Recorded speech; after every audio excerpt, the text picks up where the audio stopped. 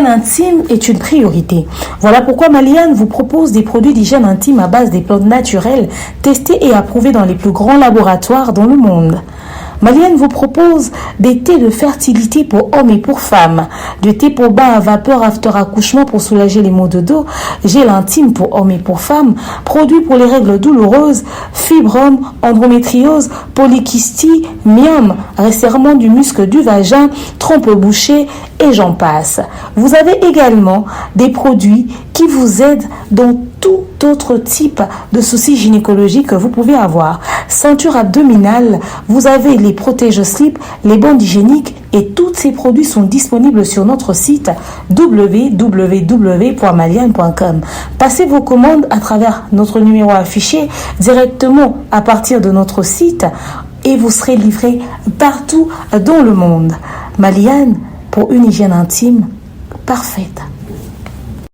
Microscope pour nous la microbe d'ab pour nous la vérité. Raison pour laquelle vous allez toujours longtemps parce que vous avez information qui te regroupée ça ma analyse et kafou et vous allez rendez-vous.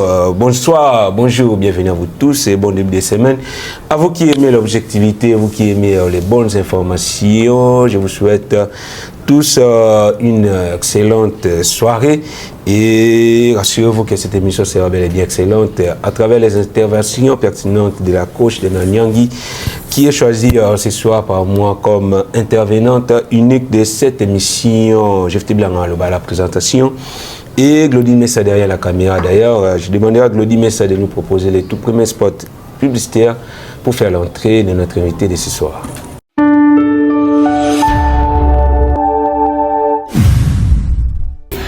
Bonsoir famille Libota, bonsoir à tous, on espère que vous allez bien. Bandegotou ya famille Libota, Bisso, ma communicateur, il y a Bella Production, tout ça bien, Bella Production, ils a bien, vu quand il a patron dans la boutique de l'écriture, il a se porter très bien. Les autres, ils sont à Bino, pour passer Bino message au Action au Bella Production, et ça, à chaque année, il y a Zongisa orphelin qui est là. Année Oyo, ils ont un numéro très spécial. Bella Production, la fondation naie, bazoni moi c'est ma moqué pour la boutique et la yo, les wa famille Libota, opportunité à quoi arracher bénédiction, n'a pas nzambe. Boye bi yango pe ko sunga opela, ils allaient une manière à quoi arracher bénédiction et pas nzambe. Alors cette fois-ci charge à opération zone orphelin qui laisse les ana tout ya famille Libota. Pour ça la yango pe yango biso na bino parce que ba orphelin wana nzamba tia bango na mokili ba charge anga na yo il y a Bisso, Nayo, na maman Bellevue et rentrée scolaire il y a 2024-2025 et d'aller le 2 septembre. Et Bisso à partir il y a le 24 août, le 10 septembre date au Bisso pour la boutique et l'orphelin mon papier qui peut permettre à pour aux à quelle si tous autres contributions toute participation à tout la famille pour les canaux TikTok nayo Facebook nayo YouTube nayo Instagram nayo ndenge les grands pas na biso pour nous passer message wana betela voisin betela moninga betela camarade du solo toi kana 2 semaines pour nous permettre pour faire moko azonga kela si n'est pas si donc c'est pourquoi nous allons profiter famille Libota ba mondial ba chou mondial ba love ba tani chou na ba tani love I am Sissi la demeure coaching Bawin toujours nous orphelins que là si ça sera une bonne chose, ce sera une bénédiction et on dit gloire à Dieu. Voilà. Moi au moins je veux pour ça l'appel de la communauté congolaise Nyonso et à la famille Libota, aux à la famille Libota T. Ceci vous concerne. Ah oui. Kosunga orphelin et ça donc la aujourd'hui Nzambe. Voilà. Et puis vous savez quoi? Nzambe azala les sengo et mutu apesaka orphelin surtout les sengo. Pour causer la tête que non, je dois avoir des millions ou des milliards pour participer à l'action. Même le $1 que vous avez là, c'est pour sauver une vie d'un orphelin, placement pour le gars qui est classe. C'est-à-dire que quand vous contribuez à l'action, voilà. Opération Zomissa orphelin qui est là, maintenant désormais il a déjà lancé. Tout soutenir l'orphelin, il y a une manière de soutenir au pays. Et mes parents, les pères et les mères.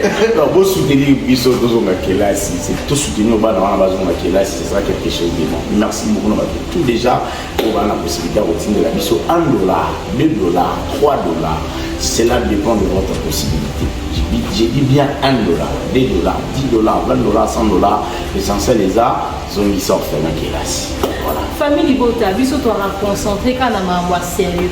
Kota likambo orphelin pour nzamba kota likambo na yo. Amen. Biso ba parents ya ba orphelin to sangisa ba force na biso ata to zanga ngo ya mukio to kuzana ngo to pesa pour to permettre que orphelin azala na avenir, azala na vie lo pas comme mutu na kati ya société ndenge maman belza komi lelo ndenge ba orphelin mususu to ba ko ba nini. Ndi ba biso ba orphelin o pe to ko. Voilà.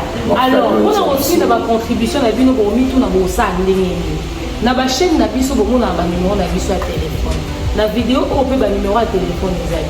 Bo contacter biso bo bengi biso. Soki ça orphelin qui est là si et oza déjà na bakaye, oza déjà na sac, oza déjà na uniforme, oza déjà na basket. Nyonso na bazoka, chignon, oza na bonbon, oza na biscuit. Mais pour na oyo oza na oza libanda ya mboka. Olingo tinda partir à Kinshasa en cash tant que ça la bacha pour mon an boyebi ke biso pour que bo mama raté to rejoindre yango bo sali ba transfert yango par tap sans peu na le lengo boyebi ndenge botinda ba contribution na ba numéro ezali wana to hésiter te ya ko yamba yango so que bo sali tap sans bo sali ka code promo demeure pour permettre biso traçabilité za la bien na ba numéro nyonso ezali na ba réseau nyonso RTL, Vodacom, Orange et au permettre biso franchement tout pour reçoit ba orphelin ou basé dans le besoin. Zongi ça orphelin qui est là si à 2024 ils ont la charge de Yonanga, n'est-ce pas, famille Libota, ils ont la charge de Bisso. Donc rendez-vous le 10 septembre pour l'enquête. Ça veut dire que quand aussi la nana Bisso nyonso avant le 10 septembre, n'est-ce pas? Si. Ça c'est rentrée scolaire les arts. Le 2.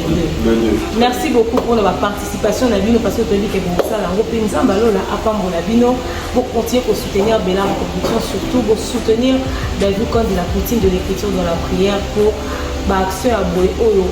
Nous avons aussi la communauté na ba fan na ils ont vraiment encouragé. À bientôt famille. Bye bye. Très bientôt. Très bientôt.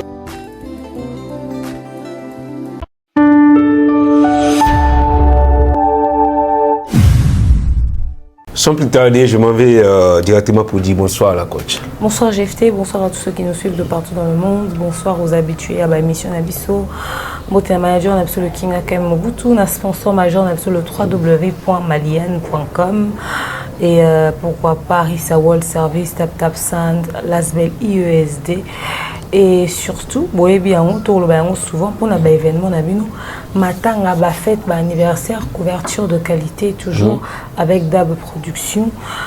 Papa Jean-Flavien Kaniki de maman Sandra Aguito Kaniki. Point noir nous manque, n'est-ce pas?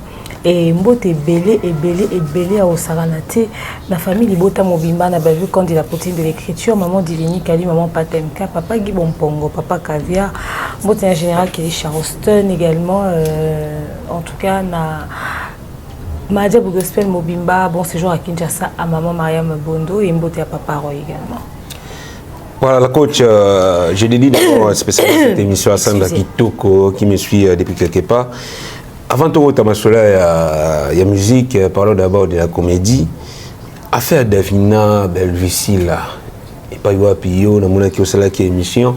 Là, tu fais pour en parler, mais après l'émission, il y a un problème. Il y a un bimi, il y a un Belvi, matin, midi, soir. Apparemment, il y a un problème, la coach. Bon, on a mis le problème. Déjà, dans un problème. Le fait d'avoir abordé ce sujet, il fallait qu'on s'attendre à un retour.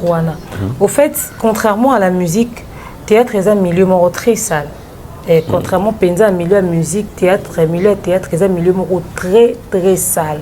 Dans la mesure où mon thème moni biso nde tovanda na musique boye toyebi ke faire ena fali ça ne va pas se leona nani oyo ça ne va pas toyebi yango bongo puis limite ezalaka lemo mpe na mambo ya musicien omonaka moto aosala effort aleka moninga sans kokota na baplate bande na ye mais na bacomédien eza eloo mosusu no tovanda te tomona bato moko baacompagnera fali baosala bémission moko baosala bamanigance contre bavieux 207 ou bien kutu mambo ya batogolais oyo tomonaki vidéo ya vieux 207 wana ya batogolais pas vieux 207 au moins ndenge choqué biso parce que au fait na milieu musique tu as vu que mambo ezala mais na théâtre eza bilei ya mokolo na mokolo c'est-à-dire les gens prennent plaisir à détruire délibérément les autres bato basala machination na bango bakotaka batia bato mosusu mal à l'aise badétruisaka mpe na tranquillité ya bato mosusu mpo na propre plaisir na gaieté na bango donc bavanda elobela bango eloko te balukaka baproblème basema batrouble donc babaomikomisa oka ba M23 soko biso soko population bainventaka bamanigansaka bango baza na droit ya kokumisa bato mosusu baza na droit ya kokumisa te. Cette histoire est partie d'une simple vidéo où Davina Apwa disait à quel point Bellevue est importante pour le théâtre, il faut pas protéger à cause il y a traitement à ça rapport à ba comédien modèle à ba production na ba cachot ya futara bango à fois bénéficier na protection mo na soutien mo boy il y a ba collègue na ba comédien. Pourquoi elle a dit ça? C'est pas dans la balanda et tina ba inbox na tina compte na on sont publié ko finga ko humilier et j'en passe. À l'état on commis qu'on se défendre et comme il y a ba insulte. Alors a décidé ce quoi qu'il n'a pas un niveau à débordement ayo comme mutumabi. Mais so tali bango ba to soutenir assi là ba biloko ba sara par moment. Donc, ils sont dégoûtants à un niveau pas possible. Et bizarrement, on a mis un anti-valeur, au bas au fin, au bas au créer un problème. Imagine-toi dernièrement, le Voice Moko a inventé une histoire comme moi, si mon boiseau ou l'oba, Azaka, sur les copines, il y a Bellevue dans le passé, Amanda ou la Bellevue, Mikou, on a fait, il a réalisé le mais je te dis, tu as le niveau, il y a bassé sur les a. Et Bellevue, quand ils ont les carapes, il y a une chaîne, il y a bateau, il y a soutien assis là. Mais, bizarrement, bato wana nyonso baza rempli d'antivaleur na dépravation des mœurs nde bato oyo zo mona que si la comme dédicacé bon tina kati ya ba film soko comme on za bato bazo ko représenter ba déchets toxiques ya société bazo ko polluer environnement carrément des résidus des personnes remplies de bassesse et de vulgarité au comme au terme on a kati ba œuvre ya production ba œuvre d'esprit na yo relation ni ozana on a bato wana. C'est-à-dire ce sont ces gens-là qui créent des problèmes.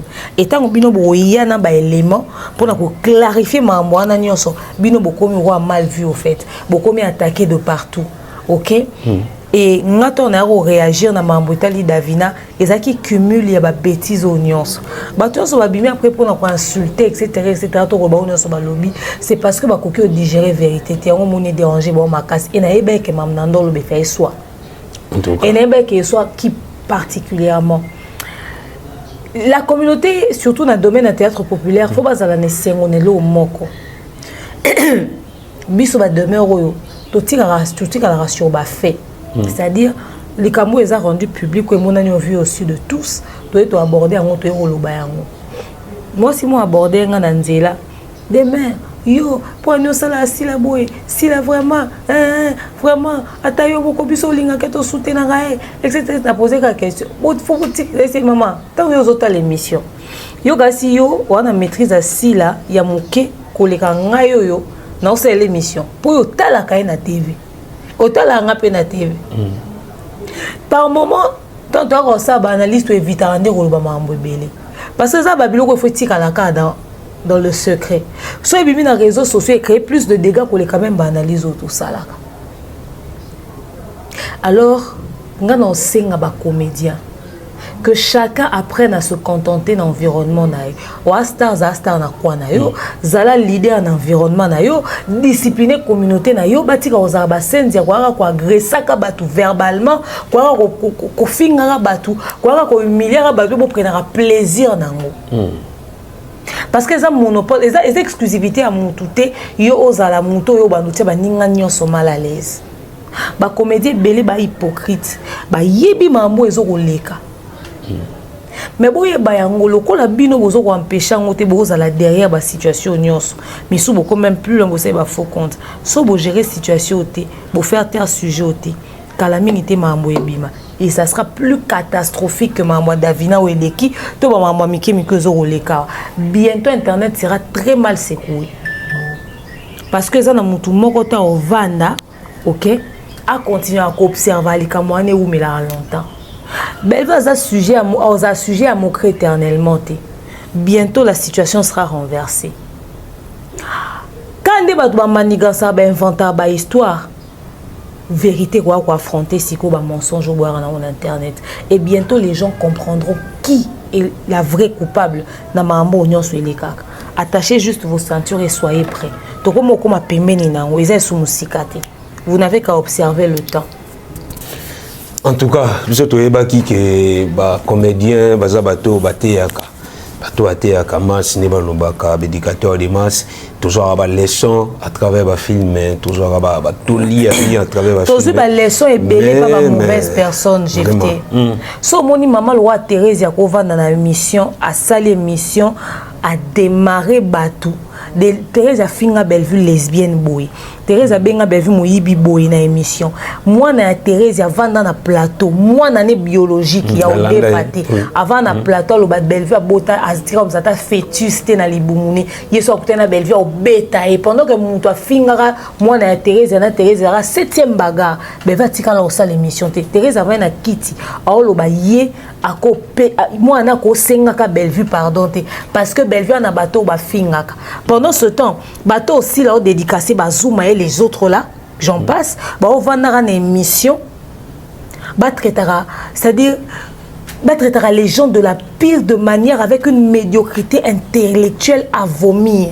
Donc ce que maman le roi Thérèse, soit avant na Kitty, à se permettre de ressortir à propos moi bon, on va passer rôle dans film, avant de faire un film interpréter rôle, à jouer rôle ya maman, à prodiguer peu tout conseil dans film pendant qu'elle est incapable il y a quoi appliquer même conseil dans vie normale. Tous ba conseil pas ma mauvaise personne, je te dis.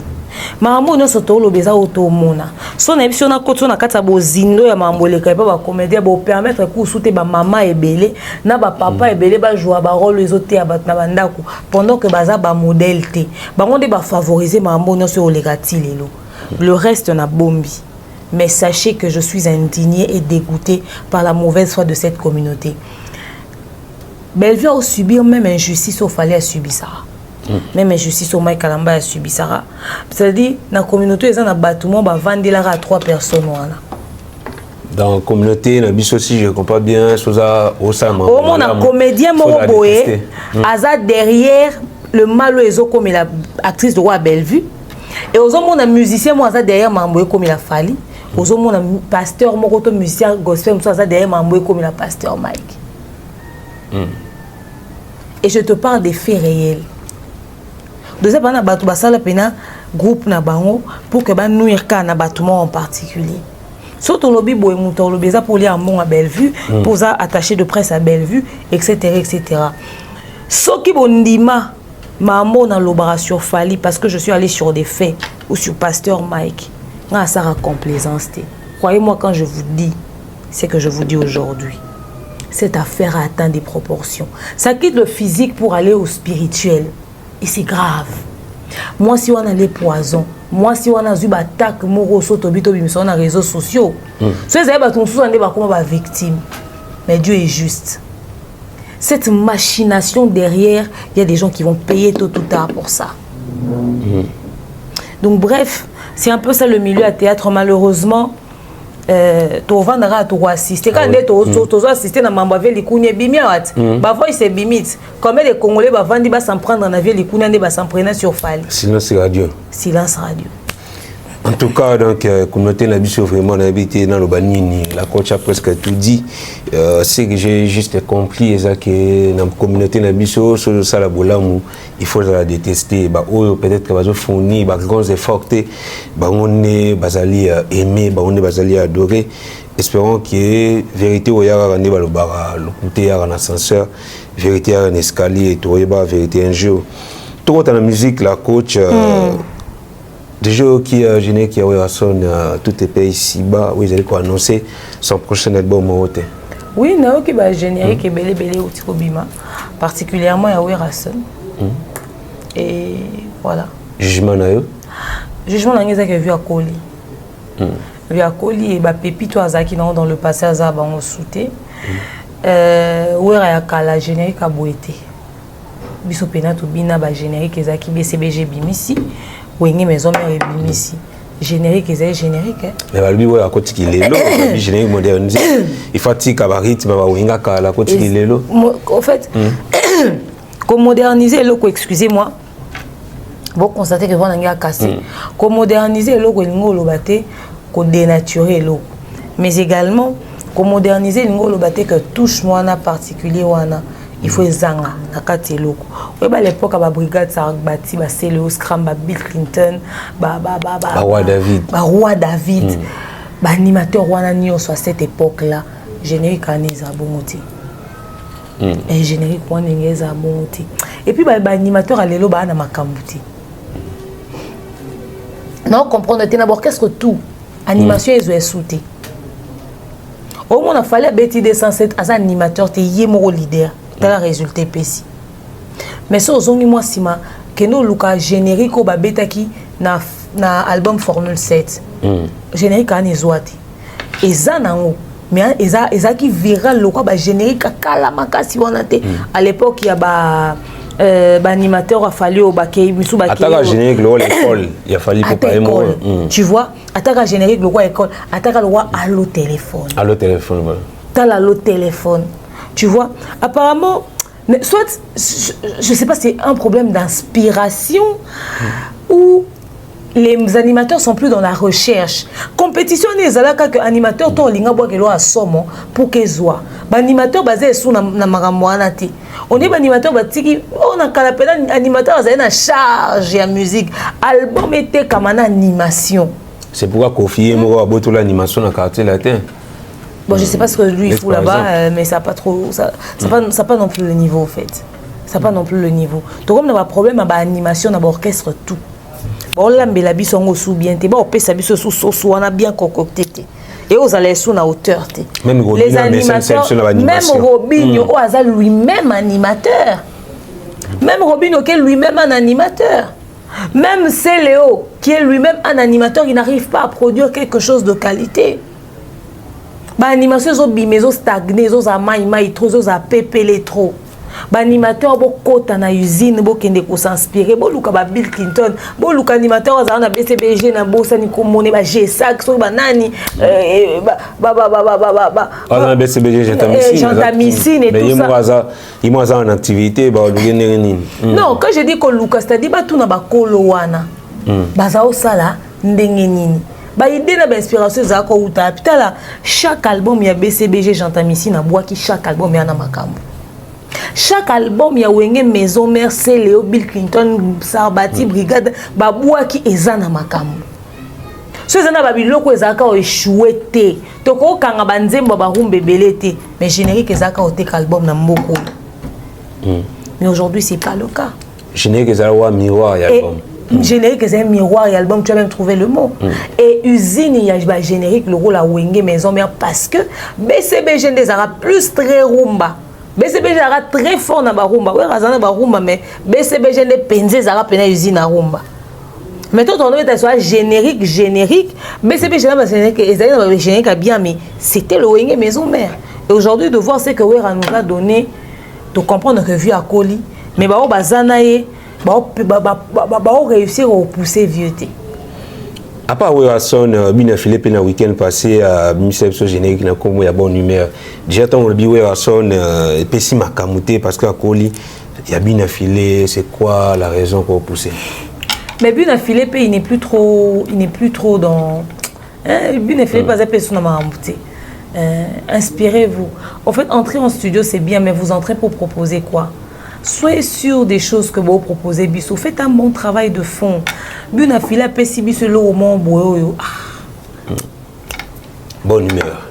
Bonne humeur, mais c'est de bonne humeur. Au contraire, c'est dans la position. Bonne affilée. Inspirez-vous. Vous fouillez. Vous avez la recherche. Aujourd'hui, vous comptez sur TikTok et c'est nos communications, c'est nos promotions. Même sur TikTok, pour qu'une chanson soit virale, il faut un âme. Banzembo bezo mais c'est une âme té. Tout le monde a vu dans ton vandiawa. c'est générique avant. Tu as sonné une émission dernière. Ozaki pas Fali. Ambassi le bourgeois. Ambassi, Ozague. On en est où? On en est où? Générique on est bimi oui. Ebe ta penza wapi. Ebe ta penze sikanini. Et c'est non ba vu et sali. Peut-être à cause d'influence, il y a combo fallait sika outa et c'est peut-être ba vu. Et par curiosité, mutaluka et ça ça une. Mais est-ce que les gens mutumo ko lobananga que aleki na 10 endroits na Kinshasa coûté un bêtis 7 fois? Non, tout le monde a la vérité. Inspirez-vous. L'animation ne donne plus. Vous remplacez l'animation par quoi? S'il faut moderniser l'animation, vous allez apporter quoi? Aujourd'hui, c'est du afrobeat. Alors, faites un mélange du ndombolo et de l'afrobeat pour nous ressortir une couleur. Aujourd'hui, on a Gez Maro et un beluso fondili. Ok? Et Betty. Mais il y a animation, il y a style en ndombolote. C'est un mélange afrobeat, etc. etc. Au moins, nani sonorité ba DJ Momboshi ba obimisa ya biso ba instru wana. Mais faut que ça soit super afrobeat mais pesi maramonté mbombo. Les afrobeat. Voilà pourquoi je parle de l'inspiration. Savoir s'inspirer et trouver des bons beatmakers, des beatmakers à jour qui vont vous faire sortir des bonnes sonorités. Il faut une variété à bas couleur. Faites un bon travail de fond. Il faut faire un bon travail de fond. Un truc qui n'est pas très bien préparé. Lelo, ce qu'il faut réussir, ils sont très facile grâce aux réseaux sociaux. Contrairement à Obawera, Basara Nakala. Mais, si vous voulez réussir, faciliter les réseaux sociaux, mais qu'est-ce que tu proposes? C'est ce que tu proposes qui va déterminer la réussite de ce qui vient, de ce que tu fais au fait. Parce que même sur TikTok, comme viral la journée, moi, aux yeux, ma camonnette DJ Momboshi m'ont proposé Nini. Babi, la musique, c'est l'art de combiner le son d'une manière agréable à l'oreille. Déjà, il faudrait que son eux ont proposé est agréable à l'oreille. Donc, ça pensa très satisfait. Et puis, communiquer suffisamment sur vos trucs et vous avez quelque chose d'important. Alors, d'autant, Fabregas rapidement, et ben, les sano, les solos, depuis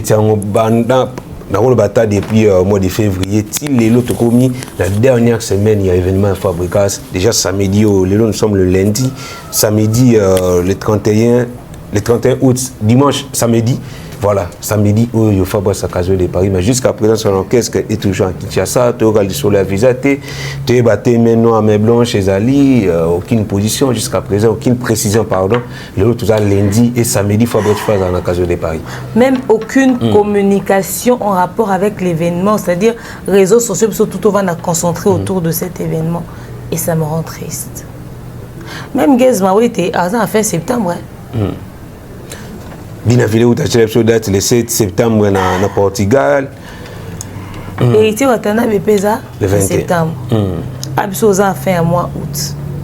Fabregas mato elika mutu te mutu ayoka. Fabregas au mandé semaine. Fabregas mato elika mutu te mutu ayoka. Soko teka ba bien le roi faire et soko sani na habité, mais on attend de voir ce que ça va donner. Naboy aux prophètes de malheur, mais je sens quelque chose de pas trop bien. Au moins que Maro Baxi c'est Léo était quand on gomme autour de l'événement na oti. Présence que tu as déplique banda kala était quand on gomme autour de l'eau na oti. Apprenez à écouter.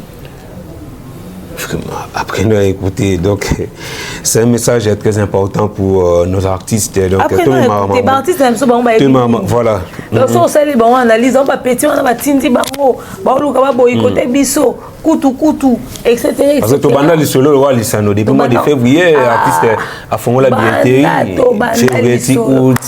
Bien, on a mis dans ce qui en a ramené, tu mais est-ce que besoin qui t'a prêté biso oreille? En tout cas, la coach, tout cas, il y a la musique. Parlons de ces sujets, où ils ont vraiment sujet moi il y a réflexion na je vois moi temps il y a vokalisa il y a boulé on est tout le bas biso ba kinoa to ebi depuis to kola bakulutu ya musique ya mboka na biso ya 4e génération c'est tout presque bango tout balé na combat Koffi Olomide. Félix Oise quoi, aller na combat Koffi Olomide, Werrason, aller na combat Koffi Olomide, Julien Piana, Idi Amisi et les autres. Parce que tu comprendras qu'il y a Koffi, abana ko étouffé ba jeune parce qu'à l'époque on avait qui jeune, je vais avec jeune, Oise quoi avec qui jeune.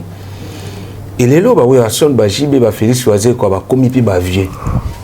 Ba faire ba fali ba wata ba jeune na bango ba petit na bango. Est-ce que les lots to loba Konyonga obavi bango nyonga la pona Koffi Olomide. Lelo relation na bango na nouvelle génération eza ndenge nini. Est-ce que lelo pe ba jeune na lelo bazali pe kolela na kombo ya Wera, kombo ya Jibé, ya kombo ya Waze quoi. Ndenge bango pe bano lela na kombo ya Koffi Olomide à l'époque. Est-ce que lelo ba vie bazali ba exemple pour la ba jeune? Est-ce que ba vie lelo ba copier oyo Koffi bana osala bango yango pe lelo bango osala ba jeune? Au fait, malheureusement, bah vie bah ça le roi biso okema ba petit na pe ba okemba. Et quoi biso le lisango ba on peut ba le lisango le roi ba on ba biso ba fina biso ba on peut to fina bango. Et certains ont même fait pire. Ba facilité bango vite à cause ya o bazwa qui comme problème dans le passé. Et ça la mana presque ba orchestre nyonso. Aujourd'hui, beaucoup de jeunes se plaignent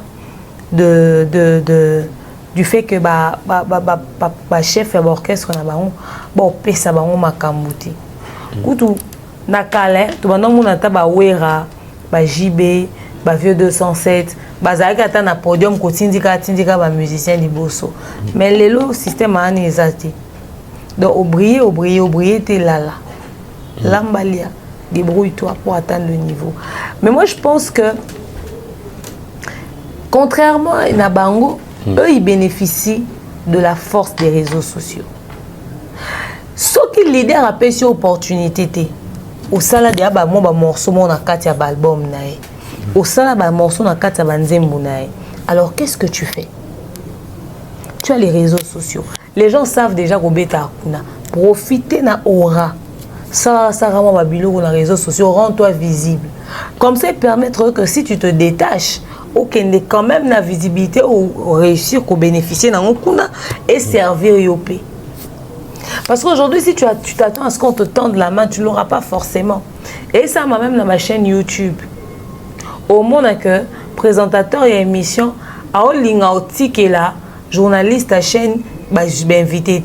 C'est-à-dire il y a des fois tu as leader. Ceux comme invité malongaza a préféré yo est invité à mon oyambay. Toto be vando be tenga li solo aza osa na chaîne de la place.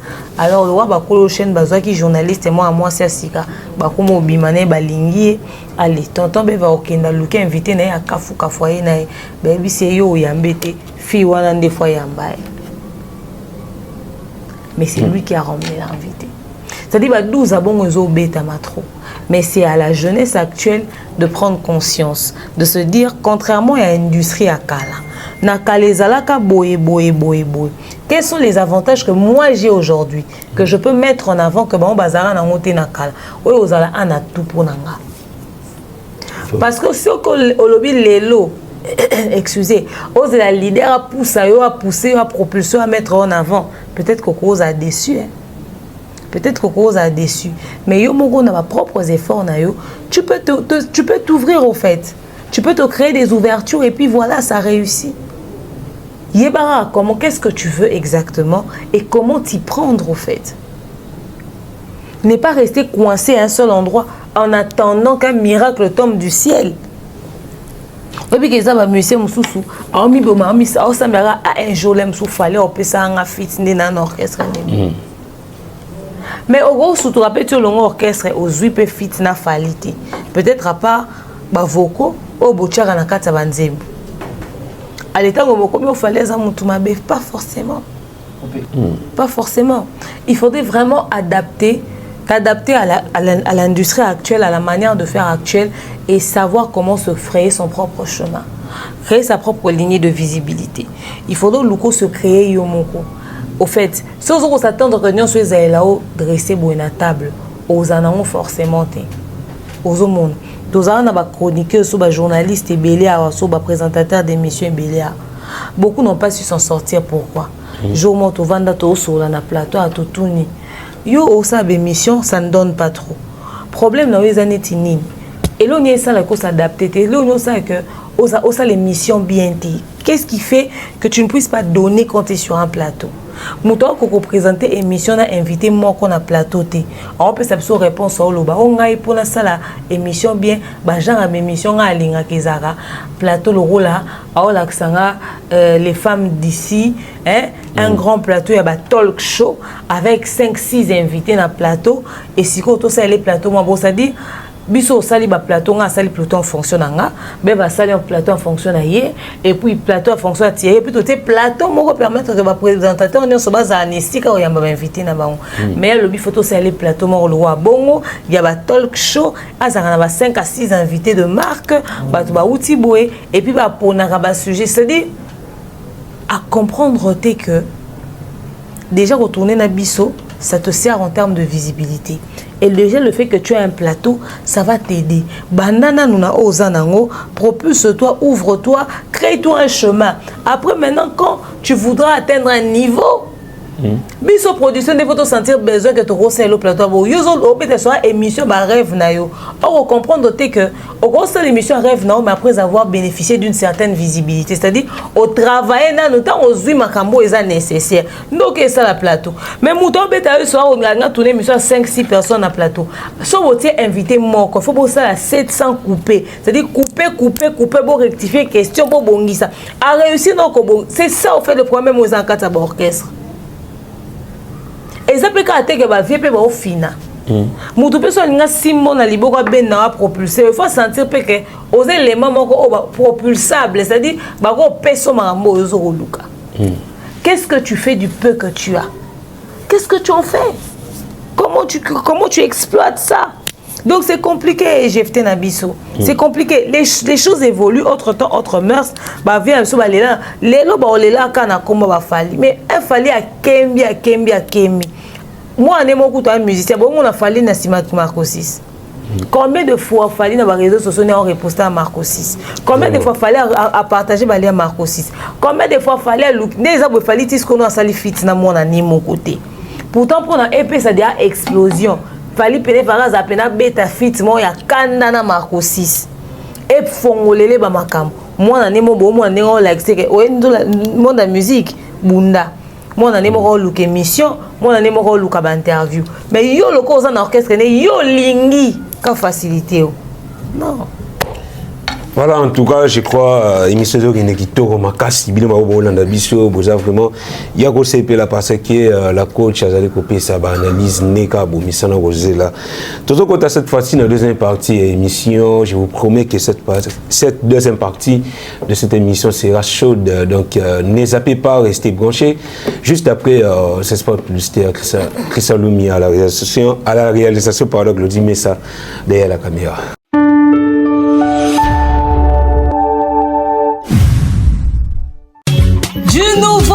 Kinshasa.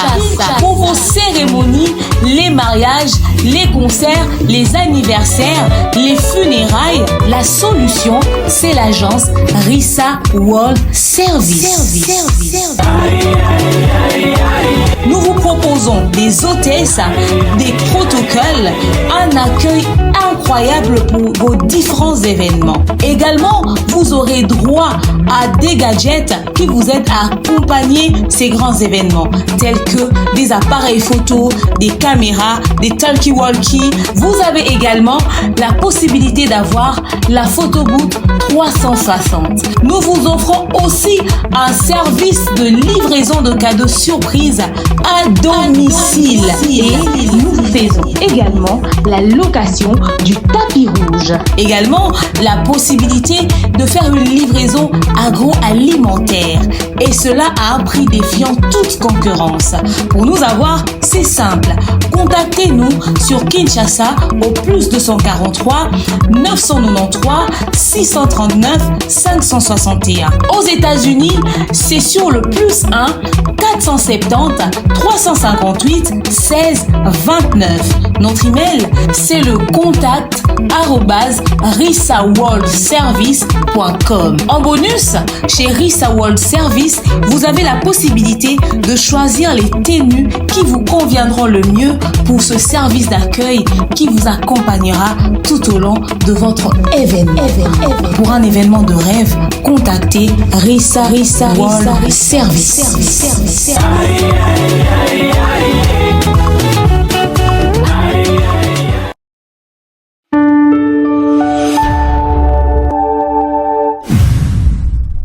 Voilà, merci Glody Messa pour ces bels éléments. J'espère que nous poursuivons notre émission, notre entretien avec la coach Demian Nyang. Cette fois-ci, nous allons parler d'un sujet très important, encore une fois. La coach Lelo, polémique, il y a des warriors, il y a des Gaulois, dans le sens où il y a poussé, il y a posé des questions comparatives, il y a polémique, il y a à l'époque. Tout le monde molo. Le surtout comparaison, il y a surtout polémique. Il y a un JB côté Bafan. Tout est dans le Lelo, Naba Gaulois, Naba Warrior. Quels sont les points convergents et les points divergents de ces deux polémiques? C'est-à-dire qu'il y a éléments où ils ont sangisa, où ils ont kokanisa, polémique. Il y a un JB côté Bafan. Na polémique. Il y a affaire na fali isa uyu na uyu belema o ezo kabola o ezo pesa bu keseni ya polémique ya we na jibe na fali na affaire ya lelo isa uyu na uyu pour que sunga bandeko ba olanda biso ba comprendre réellement les points convergents et les points divergents. Et si que sangi si bango kokokana na fa na jibe na ya wera fali na affaire ezaka na niveau ya que bango nyonso ba motiver à soutenir ba artiste na bango. Bango nyonso ba se démerder que baza la présent pour na ba artiste na bango. Ba osala ngomona na makele le tour ya ba artiste na bango. Yo ba bi faire azana activité bongo na Gaulois nyonso bongami po lukazala. Lelo ba bi fallait en activité bo warrior nyonso bongami po azala. Cette motivation là qu'il y a. Mais si les autres kabola bango eza que eza na ba point ebele bo kabola zo kota na ba point ebele. Parce que même les artistes, au monde que nous avons fait aider même mes propres fans.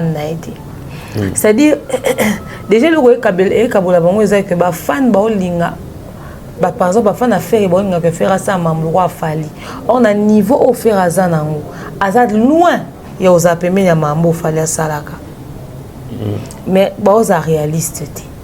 Déjà comparaison fallait na faire quoi qui existait parce que na année moko fallait ça ka ba réalisation na ba production le triple même voire même quadruple ko les gars offert à ça là ka.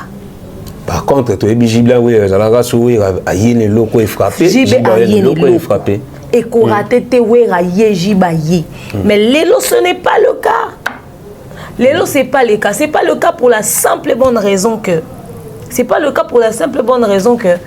wera wana na jibe wana ezaki soki mokoye mais bango mibale bazo pela de la même manière mais il fallait na faire ba opela de la même manière te déjà ko la muka ya faire eza en fonction ya fali et faire mo asala mambo belé en fonction ya fali ko bandaka na droit chemin na sens interdit c'est-à-dire azora même titre na ye wana en fonction ya fali donc fallait le droit chemin bien et là on est au sala et c'est différent ba c'est sens interdit et pas landi sens interdit zigzag sens contraire zigzag mais quand tu dis que tu as emprunté un sens interdit c'est pour arriver où?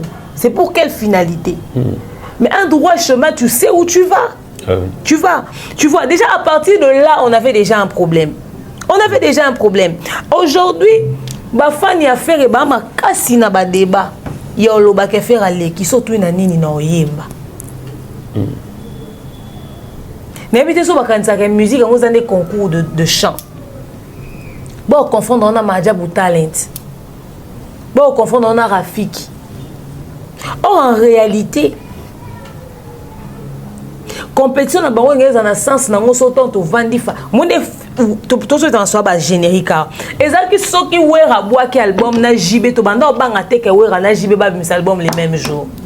Ezaki paka na victoire. Ezaki paka na super paka na super lemba. Tobanga te parce que et beta ba obatie bafle na venu au kota o mona bata skol ya jibe na ngambo bata primus ya wera na ngambo. C'était difficile au mona moka malmené mninga. C'est difficile et puis ezaki na peur te. Mais seulement, il y a un élément important, il faudrait savoir, c'est que Bango Bibale Bazaocha a moyen en œuvre. Moi, quand tu as bénéficié de mon moninga pour l'album Nefoulama. Et ça qui producteur a tiré chicon na étant ou bimé ça la boue. TV ba oleka, be mission ba oleka, c'est-à-dire moi que on a foutu moninga caribou variété, on a foutu moninga caribou variété. C'est-à-dire bazao kuta na ba plateau peut-être dimanche Sankaraye. Badani Roger Ngandoupaye na Mosaka c'est-à-dire ba pesele lo na bango combien de fois toyoka ke ba musicien on a ba kuta na plateau mutu na mutu osola mamnae pour chaque orchestre c'est une actualité non chaque orchestre c'est une actualité et ba sponsor ba na ko hésiter mais lelo fali akoboya ko bimisa album na jour on a fait parce qu'en termes de qualité on a très haut et en termes de communication de promotion ça là et on a tellement likolo si au lieu faire ça la stratégie na et comme que promotion ya fali et comme ko benda faire Ozomona que fallait qu'on bêta date par exemple, je donne un exemple. Fallait à bêta qui tozaki na poto na novembre, à bêti concert na.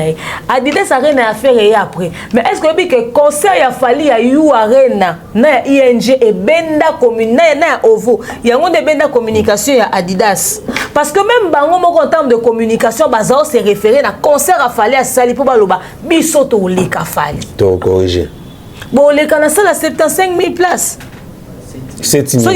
Ceux qui ont 75 000. Il y a 7 000 places. Bon, les gars, ça la moukié. Moutabeti va le double, le triple, le quadruple, il y a arena, franchement. C'est-à-dire, début, ça la mabongo. Donc, mouto, vous attendez la motivation, on l'a comparé. JB à Kalana, où les acteurs ont été Olympia, ou abeti Zénith. Ils allaient à GT. Et pour moi, il fallait bien un site bandeliti souka faire que ça là, c'est-à-dire ils ont des bons mais aussi les armes non conventionnelles, babi bon ma coffee, yo misimbeli au truc match.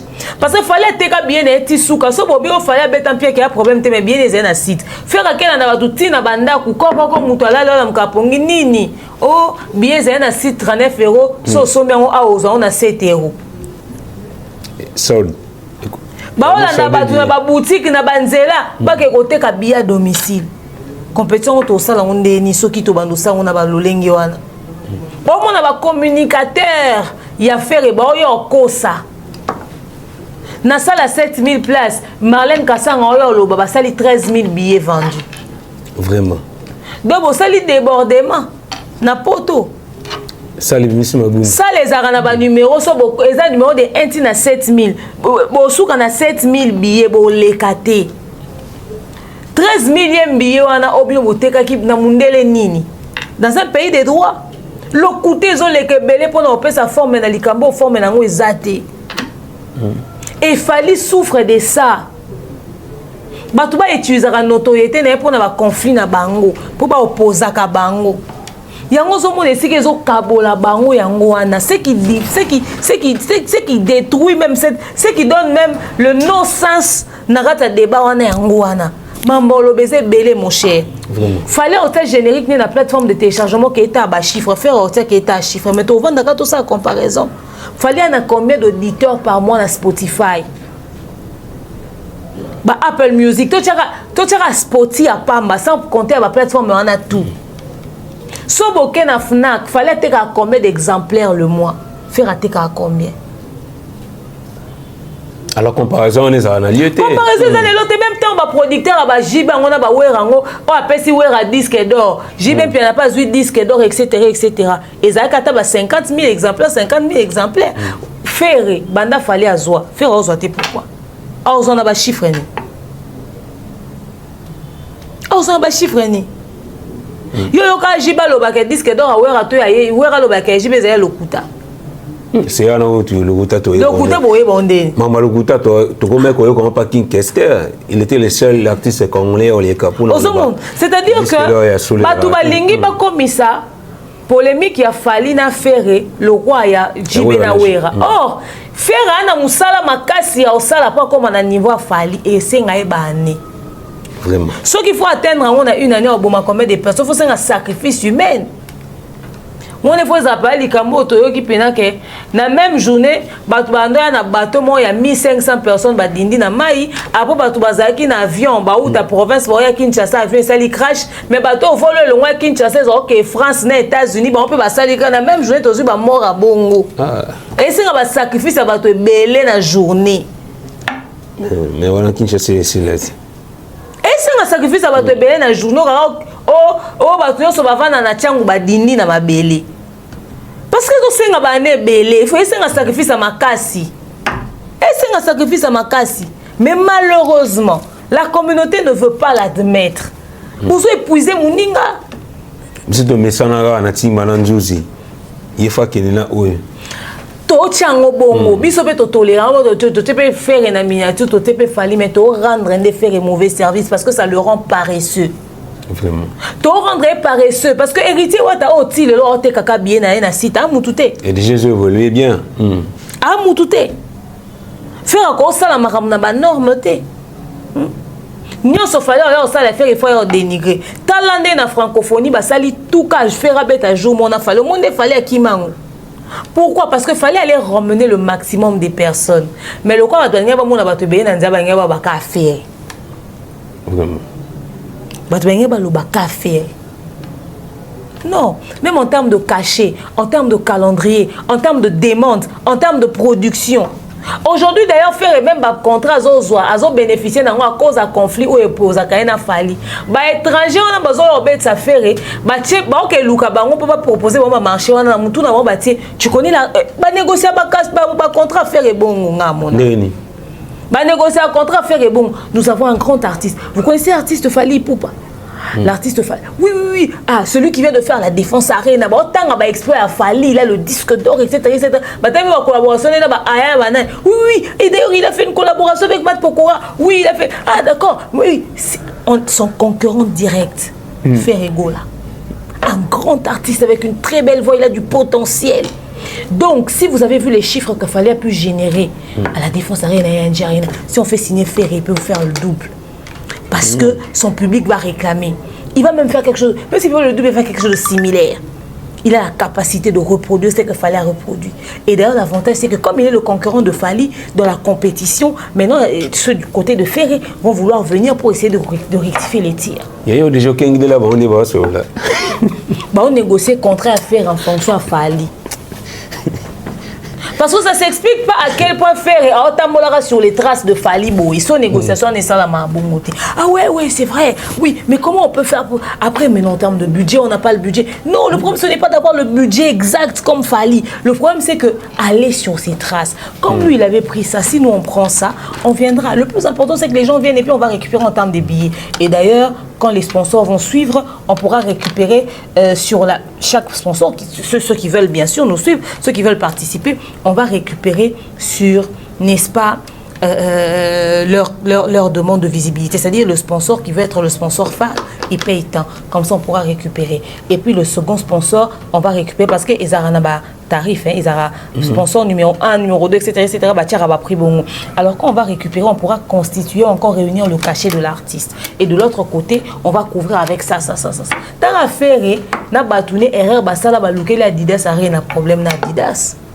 Parce que Adidas a rien ça la salle na on ba biba laksa ba yo bimisela biso ka ke Adidas a rien na neza pena ya Adidas au point où faire signer contrat na Adidas c'est l'autre ba Adidas a rien échanger comme moi parce que lui contrat ne sili contrat sili na salle où tu fonga masika contrat ça a 2 mois comme à chapelle porte de chapelle arena contrat zaki il y a 3 mois salle où tu ba auto salle en sika na kombo ya Adidas ezaki contrat il a pas faire ba moni usurpation d'identité ba exploiter comme on a bon ndenge mabe là mso bo bénéficier na ba blom mso so to ba tesi ma kombo Adidas parce que ba to faire ba zu ba ke olata na ba Adidas angwanzu ba bimis je te dis ba sali calcul ali ba bi ba faire signer faire contrat sur base ya l'effet ba té producteur na mutu ke faire azaka conquérant à Fali donc ce que conquérant à Fali au bétissé concert c'est ka ko pesa o approximatif c'est-à-dire les 75 et les 85% il y a pour nini ça les mêmes producteurs tendent ba obetsa ka faire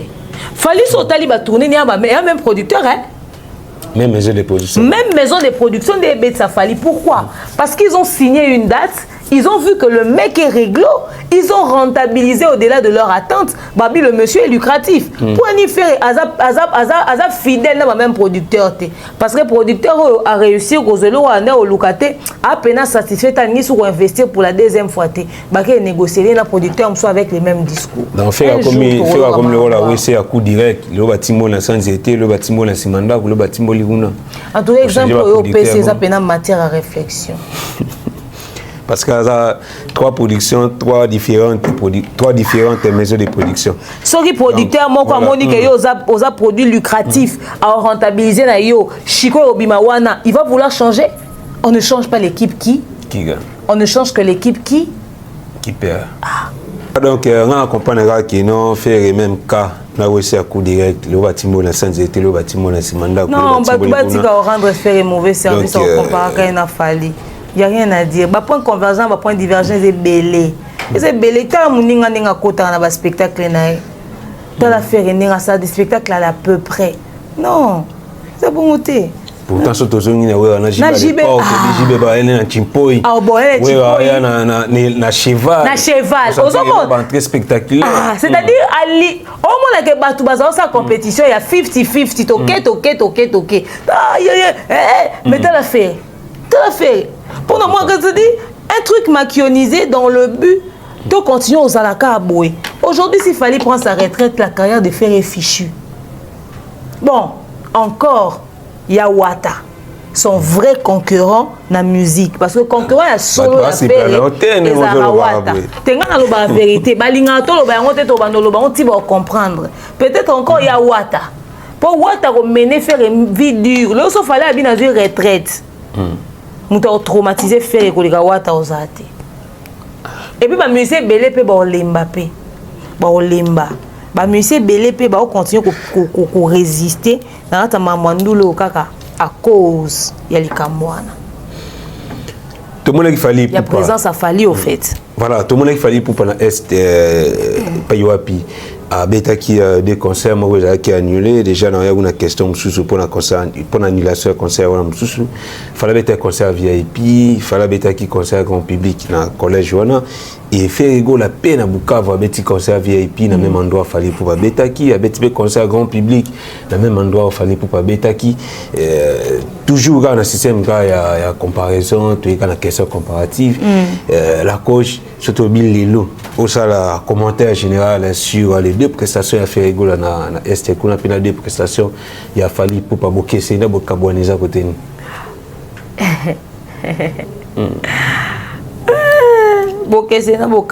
belé. Vous n'avez qu'à voir comment est-ce que les choses se sont passées. Déjà, Fali Farah Betana Est Bandakala, concerne les annulé à cause de la situation sécuritaire.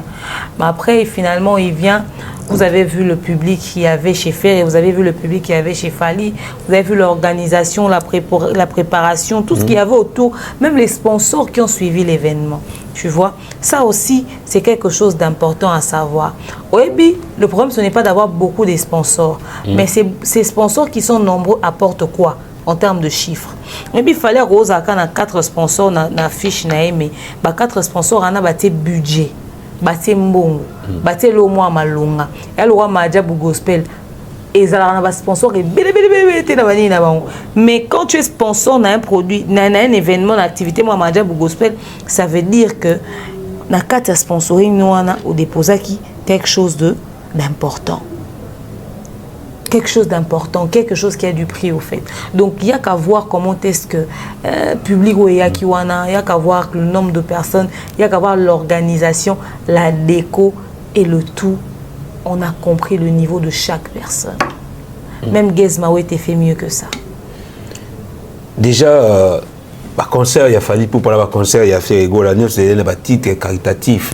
Il fallait pour pas tout le monde qui a la geste humanitaire, kokitati et pas y a plus vraiment ma tête à la gestion bande on a besoin kufaka presque tous les jours et il fallait pour passer qui descente et pas y a puis azali kotonga école pour la bande on a besoin est mais contrairement à faire ego là on a vu aucune image qui fait ego la kita et pas y a puis bande ko bazali ko souffrir et na ba différentes promesses au faire ego la pesa bande on a besoin est la stade Marty na Adidas Arena et on a vu aucune image qui fait la salle geste humanitaire, qui fait la salle descente pour visiter la table de Ronabiso dans l'est du pays. Peut-on dire qu'il fait la maumnaye, les cas toujours la discrétion, tout fait la azali ou bien à mauvaise foi. Le machiavélisme est un talent inné de Ferré.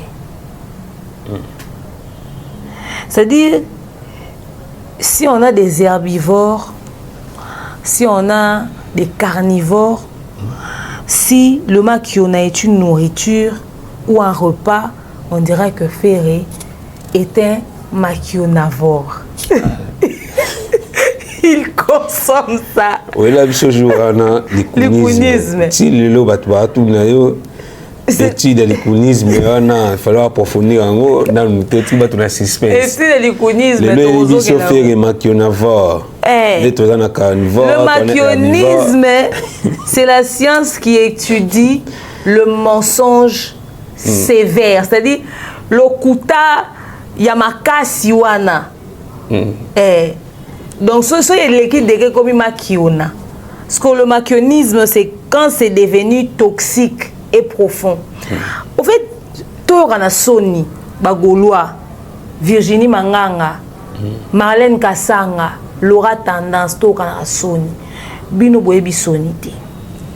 C'est-à-dire, de faire à Keti Goma, ma mémé l'autre, à ta savoir Bassani, il a Sony. Il y a un clé d'or à la souté. Que doit écouter à combien? Il faut voir Sony. Tu vas bien à Mutamativité. Bonjour à Kenan Sana, va filmer en poignée. Fais pas filmer, et papa avait au sein na public et nous paye ça pour rendre biso ba compte. Que nous paye ça pour rendre biso ba compte. Ba inos bina ba fali ba dajo ba senga ba to ba mbongo en public pour na ba aider ba confinement pour non ça banda. Pourquoi ils ont filmé pour montrer? C'est-à-dire aux personnalités publiques. Ça va de ton honneur. Quand tu demandes les gens pour les choses pour les gens publiquement, quand tu veux venir donner le résultat, mais fais-le publiquement. Pourquoi ça ne s'est pas fait publiquement? Azam mouta discret, mouta discrété.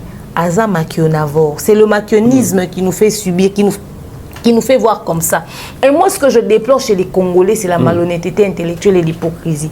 Quelqu'un comme Ferré qui a menti, j'appelle ça un mensonge, parce qu'il a dit, Moutasana visuel à une libo na mutolati jogging ya vert. A telemabi ngana osunga ba FRDC, même ko ke kota na taba FRDC ango ya kuna aketika mangata lo soit pas mboyo. Aketika mangata sukali ya pa mama ta café ta ma lobo. Faire ça yango te. Il ne l'a pas fait. Et ça que opportunité pour nous faire à sauver l'image. Tu sais, le jour où faire repartir les gens ont commencé à m'écrire. Moi, je ne savais même pas qu'elle fait voyager. Au demain, faire à quel goma, bon, mon nez ridicule, si on bolobe souni, ils sont fait le à Kebisikawa. Malheureusement, il a tout fait sauf réaliser sa promesse. Parce que c'est lui qui n'a pas la volonté de filmer. Parce qu'il veut être discret. Asimbi va téléphone à battre sur Sikana. Et les autres ont comportement il y a pas polémique qui a commenté dans le Makila on est offert sauter vidéo sur tout en internet. Baba memela bango ka nzembo yembela bandi ka fa DC. Ba olia nzembo. Yango matela na podium. Ba olia nzembo. Batu ba yo sali mbongo na mutu na ba biso mona ba fan ba opesa échec na podium na concert VIPT. Donc faire été na province concert VIP ka makiona. Mpiaka kaka. Concert public, mpiaka. Donc, c'est-à-dire, même na Goma, faire azaka à la hauteur T. Alors, ça, concert VIP, il y a qualité qu'on a. Déjà, Bodio Mozo circulé dans les réseaux sociaux qui fait rigola. Ayembika 5 kirumba, na 4 génériques, contrairement à Fali Poupa Yemba 23 chansons, pour faire quitter na podium sans que la public, Fali Poupa quitter, l'oublier au revoir, babingo manque de respect. Toi, artiste, tu as un bon suspense. Artiste, tu as un suspense, tu as un libéla. Tu as un suspense à filmer. Bah, on a la saison 2. Azaï na date, moussou, qu'on est fara zongela. Si on bino ba Congolais, fallait à saler la Est, soit à Salaka. Parce que annulation, moi, il y a concert, annulation concert à Fali public, moko. et bafan batombo qui batrouba zaki plan craquer bafan batombo etc. Boye na on a réseau sociaux boye ko loba lobe belé fali boye botala kout na goma ba boycotter. Non, posez la question à l'organisateur de cet événement là, qu'est-ce qui s'est réellement passé? C'était quoi la raison principale de cette annulation? Il faut pas zonger pas organisateur à concert wana. Bon, comprendre mieux ce qui s'est passé.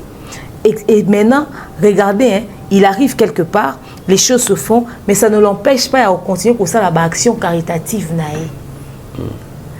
Faire ba Congo ba comment okaba. Yo mu Congo oyo kaba teti le loza mu Congo ndeni. Mu Congo akaba ta za les soutenir nga na ndeko na Congo central na kabaka. Pe na lia na bato. Ba Congo ba comment okaba. Likambo ko tsala boeza. Et puis oyo ko kabeza mbongo na ite. Ah oui. Bon, on va faire ces ayétés. Oh, ba fan ba pesa que zaki mo ba fan ba pesi. Ya lobi na ba tout somba bien na ko récupérer recette. Ezaki pe ka mbongo on est déjà mbongo ou c'est pas public. PBL ba ya ki pour nous soutenir est.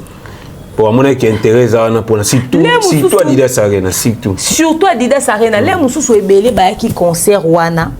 Ba ya ki na idée que faire penza aye pour réaliser concert boye eza pour apesa biso pe loko ala karabiso ebele babimi déçu mais ba ko lobango publiquement te yango ministre na sa justice Constant Mutamba te la biso ka ya ba fere ne ya ba musicien belé ba comment ko utiliser est na ba FRDC loko la source ya revenu na bango bazo sala ba activité na bango ba betaka ba concert na bango na lo na français parce que est bisengo na bango pour ba bande ko na so ba goma tracer kuna ba est mingi français linga penza ba linga ngo pe mingi te monsieur Aza ministre avec son excellence ba honorable ndé ba député son excellence monsieur Constant Mutamba. Je viens par ce message vous faire part de mon indignation face à l'attitude de certains culturels de la République démocratique du Congo. Je prends un cas particulier, comme le cas de l'artiste Ferregola par exemple. Je sais que vous l'ignorez parce que en ce moment-là, ce n'était pas vous, n'est-ce pas, qui occupez ce poste. Pour attirer la sympathie des gens pour son événement, ils utilisent l'Est du pays, ils utilisent la situation sécuritaire de ce côté-là, ils utilisent le FRDC pour dire, écoutez, venez à mon événement, la recette que je vais générer, ça me permettra d'aller soutenir les amis de l'Est du pays. C'est le cas de l'artiste Ferregola. 3 fois de suite, il organise ces événements, il promet aux amis de l'Est du pays qu'il va ramener un montant leur permettant de régler les situations qu'ils ont de ce côté-là. Il a même fait tout un visuel qu'il avait mis dans la ville de Kinshasa. Disons que la recette qu'il va générer, il va ramener au FRDC. Et jusqu'à ce jour, nous, on suit ça de très près. Parce qu'il y a des musiciens comme les Inosbi, comme les Fali Poupa, les Gazawete, qui, eux, quand ils font leurs activités et qui disent qu'ils vont soutenir les amis de l'Est du pays, c'est un secteur quand même assez fragile, assez sensible, ils réalisent leurs promesses. Mais bizarrement, il y a Ferré qui d'autre. Héritier Watanabe qui, eux, ont organisé des événements, disons qu'ils vont récupérer une recette X pour ramener là-bas, mais ils ne l'ont pas fait. Ça fait 1 fois, ça fait 2 fois, ça fait 3 fois, surtout pour le cas de Ferregola, mais c'en est de trop. Où est-ce que cet argent part? Pourquoi il n'arrive pas à réaliser la promesse? C'est même Fali qui a fait son concert en 2020 à Accor Hotel Arena, malgré l'histoire des combattants, il a pu quand même prendre les pourcentages pour remettre à la fondation de Dr Denis Mukwege. Il a pu réaliser la promesse malgré le combat qu'il a rencontré. Lui d'ailleurs, on allait comprendre s'il ne réalisait pas. Mais Ferregola n'a rencontré aucun problème, aucune contrainte pendant ces événements. Il est même parti, il y a de cela quelques jours, à l'est du pays. Il n'a rien fait, il n'a fait aucun geste. Alors s'ils savent qu'ils ne vont pas réaliser la promesse, pourquoi utiliser l'est du pays pour leur fin personnelle, pour donner de la visibilité à leur événement? Il y a certainement quelqu'un qui a acheté le billet ou encore qui a participé à cet événement en se disant que la recette que l'artiste va générer va permettre pour résoudre ce problème-là ou encore assister le FRDC. Donc c'est devenu un endroit où tout le monde peut faire son business. Ce n'est pas normal. Très cher ministre de la Justice, nous vous invitons à jeter un œil dans cette situation-là. C'est un endroit sensible, c'est un secteur sensible. N'importe qui ne peut pas venir mettre son nez ou encore mettre ses histoires et associer ça et puis ne pas réaliser la promesse. Parce que si on laisse passer ça aujourd'hui, une autre personne va venir faire ça. Et c'est du gros n'importe quoi. Ce n'est pas normal. Quand on le dénonce, ce n'est pas par mauvaise foi, mais c'est par compassion pour ses amis de l'Est du pays. Ça aurait été un autre artiste comme Fally, le monde allait crier ici. Quand il y a des problèmes là-bas, les artistes ne se mettent même pas ensemble pour essayer de réaliser quelque chose pour aider de ce côté-là. On peut compter les artistes du bout des doigts comme ça, ceux qui vont là-bas pour compatir sincèrement. Pourquoi utiliser l'Est du pays et pourquoi ne pas réaliser la promesse? J'ai une suggestion à faire. Si un artiste décide de dire dans son, je sais pas, dans son concert ou dans les préparatifs de son événement que voilà, la recette que je vais générer, je vais aller donner ça à l'Est du pays, il faudrait que cela puisse être cacheté, signé, il doit avoir une autorisation et puis que cela puisse être suivi jusqu'à ce que l'artiste va réaliser cette promesse-là. Parce que ça, c'est ce qu'on appelle un foutage de gueule. Et je suis sûre que vous n'aimerez pas savoir qu'il y a quelqu'un qui crée des histoires et puis il génère de l'argent et puis il ne réalise pas la promesse. Je suis sûre que vous ne serez pas d'accord avec ça. Nous comptons sur vous pour jeter un œil de ce côté-là. Il faudrait que les gens apprennent à être sérieux. Ce n'est pas parce qu'on le fait volontairement qu'on doit aussi arnaquer, parce que c'est de l'arnaque. Qui sait? Peut-être c'est le fait d'avoir mentionné l'Est du pays qui a incité les gens à acheter les billets. Pourquoi ne pas réaliser la promesse au final? J'espère que ce message vous parviendra. En tout cas, pas ça est il y a des artistes congolais, et surtout Ferrego là. Donc, apprenez à respecter l'Est du pays, apprenez à respecter nos frères et sœurs qui se trouvent à l'Est du pays. Ça l'a bien, ils attaquent. Vous avez ça va promesse pour que vous flattez grand public et répondre positivement à l'événement nabino et tant où l'icône est recota beaucoup mieux que ils ont vraiment habituellement bien été petit à petit comme vraiment dans souka émission la coach. On avait parlé l'autre fois au technique sur la nouvelle date de Ferrego le 26 avril à la défense au Paris Défense Arena, Arena. Dernier tout ça dans le bas. Tout est bien discours où ils allaient quand on fallait pour partir date na Adidas pardon na Arena na Paris la Défense Arena et bien les banaux le bas qui non Ferrego là parce que là il y a une vidéo là je crois Glody Mensana Christalou mais pas quoi il esclave sur ngo où il y a pas paroles où il y a même mon communicateur à Ferrego là niveau Europe kuna abana lo bas qui non Ferrego là sauf là la ticket Adidas sur la tate sauf là Betty awa yo betate c'est-à-dire il faut Ferrego là créer quoi n'est pas créé mais aujourd'hui tout le monde fait la colanda papa il fallait pour pas na Arena on a vraiment ça sérieux problème mais pas yo pinga azali vraiment ko marteler plus ils allaient côté soutien à chaque façon fait la date contrairement il fallait pour pas tout le monde a vraiment côté fait là presque na ko bata 80% des artistes congolais bazalaka sima il y a pas production tout peut ba événement il fait là par rapport à événement il fallait pour pas on a vu faire là tant à date na à Paris la Défense Arena Meta Games ko posté Dadju ko posté Kofielo Mide ko lobele yango mona kino famille wenge ko lobele les autres et c'est l'aube à rumeur nena yo qu'il paraît tout le bel autre fois dans technique qui il y a un artiste congolais y compris les politiciens congolais qui sont derrière la production de Ferrego là et aujourd'hui on a cité encore une fois Meta Games et Dadju et les autres artistes anonymes au Bazali comme coproducteur il y a production il y a Ferrego là la coach les logos on a Ferrego là vous allez soutenir ma casse les pas congolais ça te dit quoi la coach déjà Ferrego là bon, on a parce que la communauté n'a pas qui fait Rob, il m'avait vraiment la trace à Fally. Moi je m'attendais qu'à Beta Hippodrome. Mais le fait de Beta You Arena m'a beaucoup surpris. Mais également, surprise, on a remis tout dans le public. So écoute, il y a 7000 places à ton d'ici n'a pas si. Genève à ton d'ici n'a pas si. Faire autant d'ici à 40 000 places. Après, il faudrait savoir à quel format nini. Kolobak Gims et Dadju, Bazana Sima, organisation concert à faire. So ma collègue n'est pas là qui n'est pas musicien, pas comme bête concert, c'est grave. Dans niveau de notoriété, il faut qu'un grand label ou une grande maison de production n'ait contacté Betty Say. Dajuna Gims ba individu ba producteur te. So ba comme obet ça faire mais c'est que faire là facile à avoir. C'est yo pour obet c'est. C'est d'ab peut to obet ça so faire. Vraiment. Tout ça na caché na biso. Parce que Dajuna Gims ko ba na poto ba obet ça falité. Bazarane ekili. Mais ba obet ça faire. C'est ba oza faire neti wana. Wa ibaton piano. Te ba oza wa ibaton piano.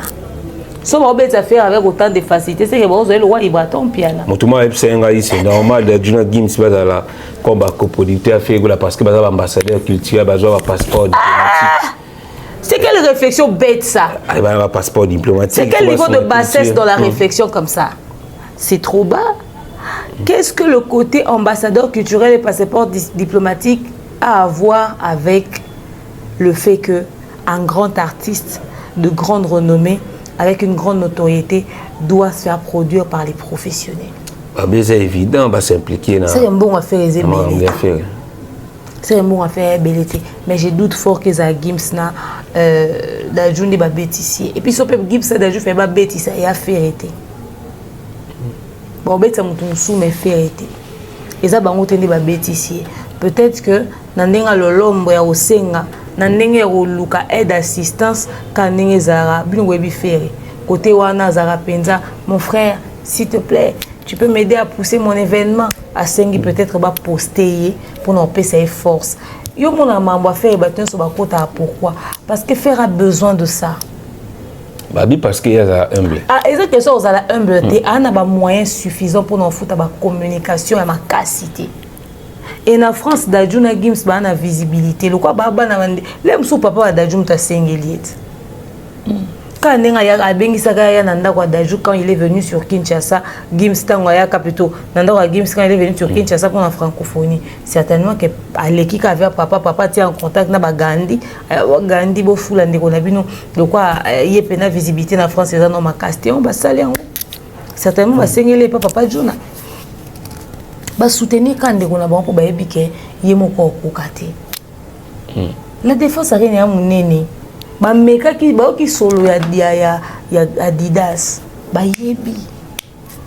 Mais seulement est-ce que Alain a besoin bango ba reposter lelo concert en 2025. Or il faut que bomba carte wana pour la veille à concert. Parce que si on va reposter lelo et que na veille à concert en 2025 va reposter ta salle lelo te. Ba ba lingi ba sa mama. Adrénaline et mataka. Il y a peu d'avait un concert. Bah, il y a ça moi rapide pour que ça soit date.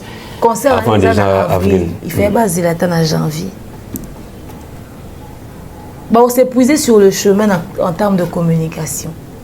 Parce que billetterie, ouverture, billetterie, ça les 5 heures. Bah, ça les a problème. Bah, tout bas sombre a problème. Bah, tu quand on est na site. Tous les bons billets étaient comme na site billet en zélati.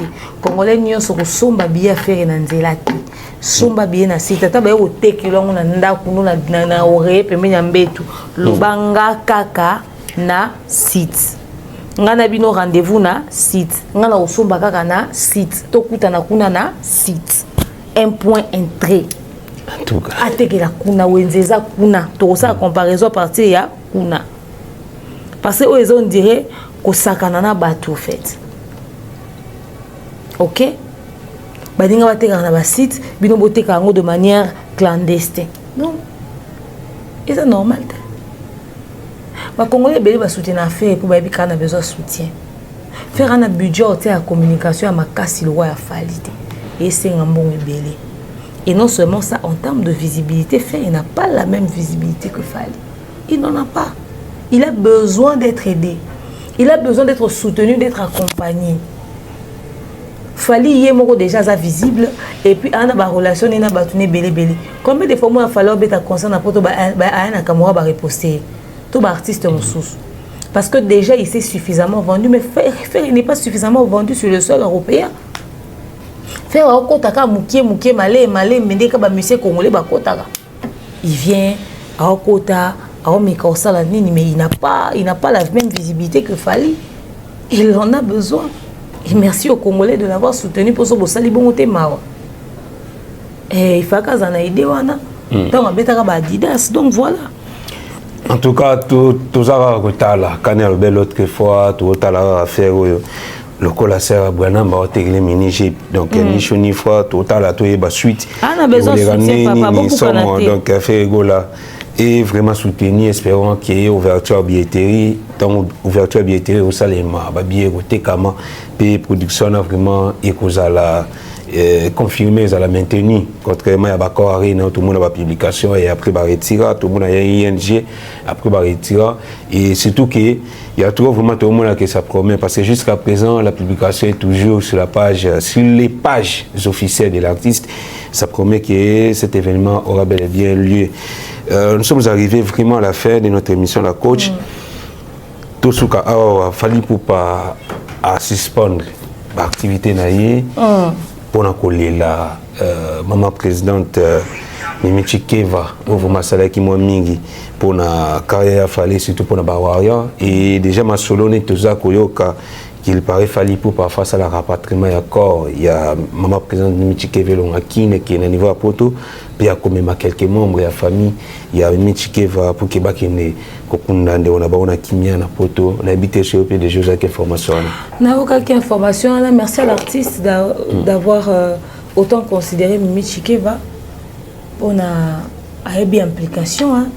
Et puis les relations humaines ils ont un bon côté ils ont rappelé des bovandeli pena montu ah oui biso toye batté à quel point Mimi était important aux yeux de Fally mais au moins comment on a nana ketchup qu'on s'est déplacé au long la corps na quand kokolo on a 50 comment on a fallu quoi on s'impliquer autant il cas des gens on a souhaité joyeux anniversaire azaki anniversaire né lobby le 25 ah joyeux anniversaire fallait azaki même pas na fête au fait il n'est pas parti parce que il est éprouvé à Kouféline de Gonay à Koukape au Kende pour il capable sa sœur naï mais interprétation peut-être ya batou et cause à l'andeng bilé aux hommes on a fallu azaki et puis aza vraiment peine à matanga donc atikali ko observer de même nana qui chop azaki na fête à Ika de Young tu vois elle a été beaucoup pour Fally à jouer le rôle ndeko yango moni à quel point porter de wana na mutema biso moi ba monsieur belé ba koufela ba proche to senta ba même pas autant impliqué mais fallait s'impliquer au point de dire voilà il a suspendu ses activités au point où ils vont rapatrier certainement le corps et déjà fallait récupérer l'organisation ya ba obsèque ya Mimi Chikeva nazomona poto ndenge ezokolela Mimi Chikeva nazomona mokili ndenge ezokolela Mimi Chikeva en tout cas je présente encore une fois ma sincère condoléance na famille biologique moi également il y a Mimi Chikeva pe ba famille ya ba musicien tout ya République démocratique du Congo en tout cas musicien ni soit dit que à travailler à collaborer avec Mimi Chikeva d'une manière ou d'une autre ba solo là en tout cas bolela beaucoup ndaye parce que elle a été pour beaucoup ils ont des malheureux sa congolaise elle est là maté parce que confinement les gens savaient pas se déplacer c'était vraiment très compliqué mais bah récupérer en wata na honorer mémoire à Mimi Chikeva et ça veut tout simplement dire tous amala muna batu ça c'est le message à passer yo moni mutu bat bazo ke ovandele na matanga boye bat baotika maman so ba osala ça veut tout simplement dire tous ala malamu na batu bola mo le rebelle bola mo fait les cas ozomona batu bayeba meke osa ba message ba live ba ko finga ba ko clasher batu ba meke na ba polémique ozomona que tellement qu'elle était une bonne personne ta ba besoin union sont décili ta ba besoin na lundu ba kundiete non ku ba kundiete alors ba warrior ba tuto ba linga qui est beaucoup avec honneur et merci à Fally pour son implication tous ba programme matanga to ba na Kinshasa aux années nini pour toi assister et puis na mikilia pour toi en tout cas to lela na Fally pour to lela na ba warrior to lela na ba tuto yo bazaki proche ya maman Mimi Chikeva et était biso pe kozala malamu na batu pour que lobby yo soko kweli yo et koza ndeko to koza yo moko batu bazana mawa ya olelo omoni to so ku la rafine tumba ba babeli faire gola rafine abunda pona yo azala wana pona yo kunda rafine ba to ka enveloppe yaki mais tout le monde même pas on a pas donc poster to nini on n'a même pas senti faire impliquer na kata ba makambo nyos ozomona mais botala muto yo pena azaki proche artiste ndenge ni azokolelama était abiso ba relation peut to na ngona ba musicien est-ce que lobiso ozwi likambo à hôtel ma pona yo à quoi assister famille na yo pour interrogation et puis à tiki pe bana to kanisi la bango oza bien en tout cas ça la bien to kanisi la bana encore une fois nos sincères condoléances à la famille biologique de Mimi Chikeva et à la famille Warrior, hein, parce que vous m'avez présente. Et encore une fois, grand merci à Fali Poupa pour cette initiative. Ils ont par exemple pour nos artistes Nabiche Belé, donc considération, il ne faut pas les attendre aux arts vivants. Et tant que les Camboyés, il faut tout l'accès à Bolima, pour pouvoir vraiment attachement à la coche, comme vraiment dans Souka. On a invité dernier mot, on a tout mis ça dans quoi. Dernier mot, ezara to lingana, to zala vrai, to zala sincère, et to pousser faire égola à kukokoma, ata na mon impact mon robot malunga na niveau international, to soutenir et réussir événement na peu comme les Kambaken, to te lobby comme au Fali Noir, neti vie descend c'est à comment ou les na combat Fali, au Fali à Sali Bonzo kaba passer na imonde et bundela ke kuna ni kilia poto to ki ba voice. Donc to zala wana to sunga faire za nation congolais to bi viser aux amours pas si faire un tour konyo kamate bato Fali à sa pesi ba visa baza mbongo na oka ya caché mbongo na yo ya komema bato, c'est-à-dire frais d'émission et au permettre ya bato wana bakende baze belé ba Valdine Tambo ba Ido Bokwala ba Thierry Mombaya ba Tonto Bev ba Didier Cherise nga écoute pe nazali donc tose belé tose belé ba souhaiter le passeport na ba on a qui venir nga na loba ki boye ce qui fait alingi to accompagner ana besoin aussi ba passeport na biso to ça na ngoni ya na visa. Nous avons un passeport sur visé zati. Tout tindi ba numéro de compte, ba numéro de téléphone, les gens ba Airtel Money, ba M-Pesa. À celle sur ba virement, biso moto ke son ba billet, biso moto ke sika to za loger. Yé musana ando mona ka vidéo à promotion. Mais c'est une réunion, il y a artiste c'est pas communicateur. Est-ce que na téléphone to sa réunion conférence té? Réunion physique est importante. Réunion physique a besoin na moto, a besoin billet té kama communication. Na zo boya basela na ressemblance na ba isho koko bakeluka mutu mwa mukuse o ilusa zuite baluka bache perique na zo kolinga biloko wana te tunalingi to sa musana makam to sa makam dale da so ilusa bache perique ya maneti parce que on est suba bikuza o ba te fait di makauste te ngai faire ilusa za peda mo différence à taille mais faut passeport da taille faut passeport ya mututi Ata Charlie Solo, il y a une ça payé.